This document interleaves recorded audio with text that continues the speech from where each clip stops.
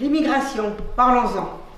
Nous sommes ici à l'île Saint-Denis avec des gilets jaunes de plusieurs communes du 93. Le fameux 9-3, bien placé pour parler d'immigration. Emmanuel Macron a annoncé vouloir ouvrir un débat national sur l'immigration et sur l'introduction du quota pour l'entrée des étrangers. Il s'agit en plus d'une tentative d'escamoter le débat sur l'injustice sociale et de diviser, de faire croire aux Français que la France est généreuse, voire trop généreuse, avec les pays du Sud ou du tiers-monde, et qu'on ne peut pas accueillir toute la misère du monde, comme on l'entend répéter trop souvent. C'est faux. C'est tout l'inverse. Et si M. Macron veut qu'on parle de l'immigration, il faut que tout le monde sache ceci. La France ne possède ni mine d'or, ni uranium, ni pétrole, ni café ou cacao, ni coltan, ce minerai indispensable à la fabrication des avions ou des smartphones, par exemple. Et ce n'est pas le camembert français, si bon soit-il, qui peut lui servir de monnaie d'échange pour tout ce qu'elle ne possède pas. Alors la France a recours au pillage et à l'échange inégal.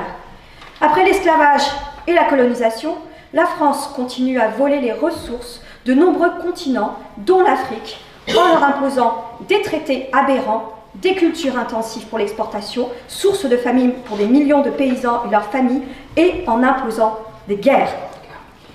Il faut aussi parler des fameux biocarburants présentés comme écologiques. Les biocarburants ont ruiné l'agriculture de très nombreux pays du Sud. Ils nous sont vendus comme une source d'énergie alternative propre. Mais sait-on que pour produire ces agrocarburants, on brûle des millions d'hectares de cultures agricoles, une véritable tragédie pour les petits paysans et les éleveurs, notamment en Afrique. Et la production des agrocarburants nécessite beaucoup d'eau. Il en faut 4000 litres pour obtenir ne serait-ce qu'1 litre de bioéthanol. Le réservoir d'une voiture de taille moyenne fonctionnant au bioéthanol contient 50 litres. Pour fabriquer 50 litres de bioéthanol, il faut détruire 358 kg de maïs.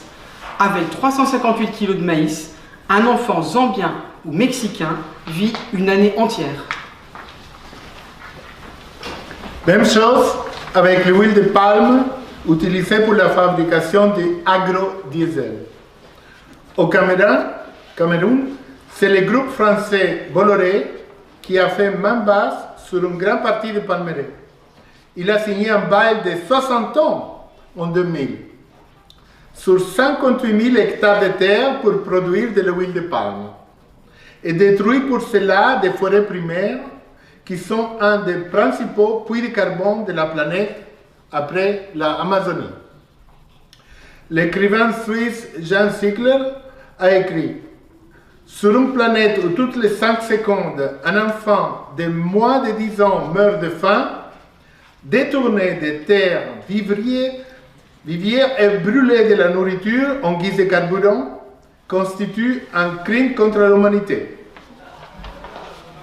Quand les grands groupes français implantés en Afrique comme Bolloré ou Villegrain se vantent des bienfaits qu'ils apportent sur place en construisant infrastructures, ils ne disent pas comment ils expulsent les familles entières de leurs terres ancestrales, comment ils détruisent leurs potagers et leurs vergers, leur savoir-faire, transmis de génération en génération en matière de connaissance des sols et de sélection des graines. Le groupe Villegrain, qui possède la société sucrière du Cameroun, détient plus de 22 000 hectares de terre dans ce pays, après avoir signé un bail de 99 ans avec le gouvernement de Yaoundé pour les exploiter.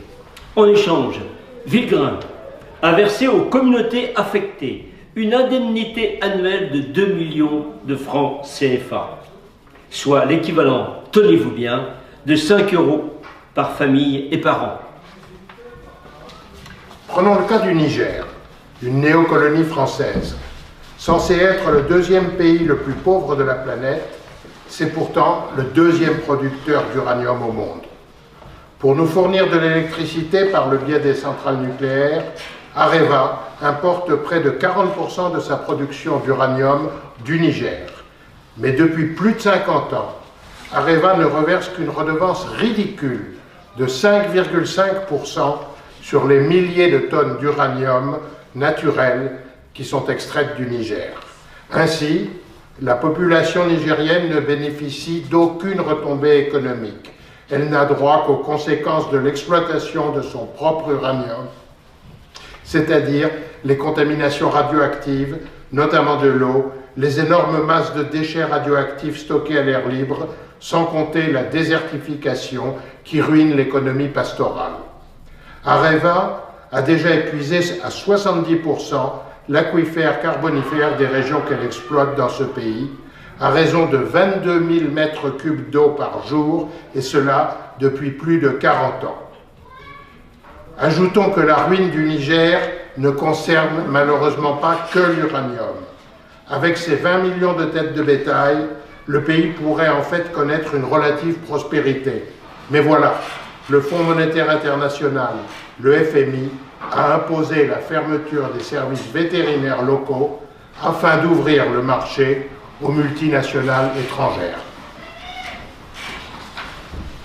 Le FMI, un organisme dont la direction est toujours assurée par l'ex-ministre de Sarkozy, Christine Lagarde, restée en poste malgré ses ennuis avec la justice française, a également imposé au Niger la destruction de ses propres stocks de céréales au nom du sacro-saint principe du libre-échange.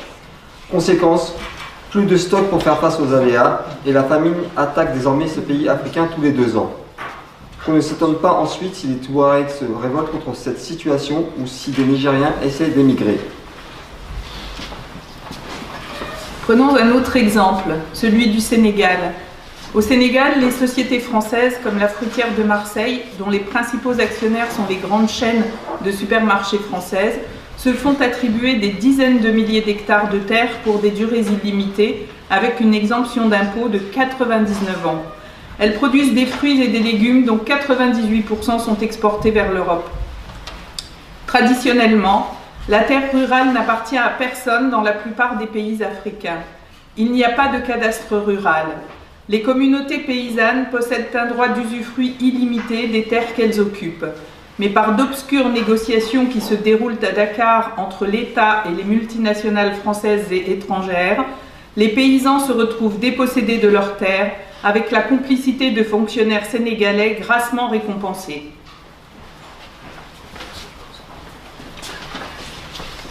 Une des techniques utilisées par les oligopoles, le mot olive venant du grec et voulant dire tout petit nombre, pour ruiner un grand nombre de pays à leur profit, c'est aussi le dumping, c'est-à-dire une baisse artificielle et temporaire des prix qui permet d'éliminer les concurrents locaux et ensuite de fixer les prix alimentaires à la hausse. Tout ceci avec l'aide de fortes subventions de la part de l'Union européenne à nos industriels de l'agroalimentaire. Au Cameroun, par exemple, ils ont ruiné la production de poulets autochtones avec des importations massives de poulets étrangers bon marché. Et dès que les éleveurs de poules et producteurs d'œufs ont été ruinés, ils ont augmenté leurs prix. Non seulement les puissants accaparent la terre des millions de paysans et les condamnent ainsi à la famine ou à l'exode, mais en plus ils provoquent des famines en spéculant sur les matières premières de ce pays, comme le riz, le maïs ou l'huile. Ces groupes fixent le prix des aliments par le biais de leurs traders dans les bourses des matières premières agricoles. Ils décident ainsi chaque jour qui va mourir et qui va vivre, en invoquant les lois naturelles du marché, comme si c'était des lois de la nature. La planète croule sous les richesses. La production alimentaire n'est pas déficiente, mais des millions d'êtres humains sont acculés à la mort ou à l'émigration par la loi du profit maximum pour quelques-uns. Gandhi disait déjà « Le monde a assez pour satisfaire les besoins de tous, mais pas assez pour satisfaire la cupidité de tous ». Monsieur Macron pourrait-il introduire dans le débat public la possibilité d'interdire la spéculation sur les denrées alimentaires, ou bien est-ce, comme l'impôt sur la fortune, patouche? Il paraît que l'Afrique a une dette envers la France depuis son indépendance. Ceci en raison de tous les bienfaits accordés par la France pendant la colonisation. 14 pays africains sont obligés de déposer plus de 60% de leurs réserves sur un compte d'opération à la Banque de France à Paris. 10 milliards d'euros bloqués qui ne peuvent pas servir au développement de ces pays. Et l'Afrique est en plus maintenue dans l'esclavage monétaire avec le franc CFA qui lui est imposé et qui vaut 650 fois moins qu'un euro. Un beau tour de passe-passe, non ? Le franc CFA est la seule monnaie héritée d'un système colonial encore en vigueur dans le monde. Les billets sont d'ailleurs imprimés dans 2 usines françaises. Et quand ils ne se laissent pas faire, quand les coups d'État que nous fomentons ne suffisent pas, nos gouvernements détruisent leur économie et introduisent le chaos, en leur faisant la guerre sous prétexte d'ingérence humanitaire ou d'armes de destruction massive, totalement inventées par nos dirigeants. C'est le cas de l'Irak, du bombardement de sa population civile et de l'embargo économique qui a entraîné la mort de 550 000 enfants irakiens de 1996 à 2000.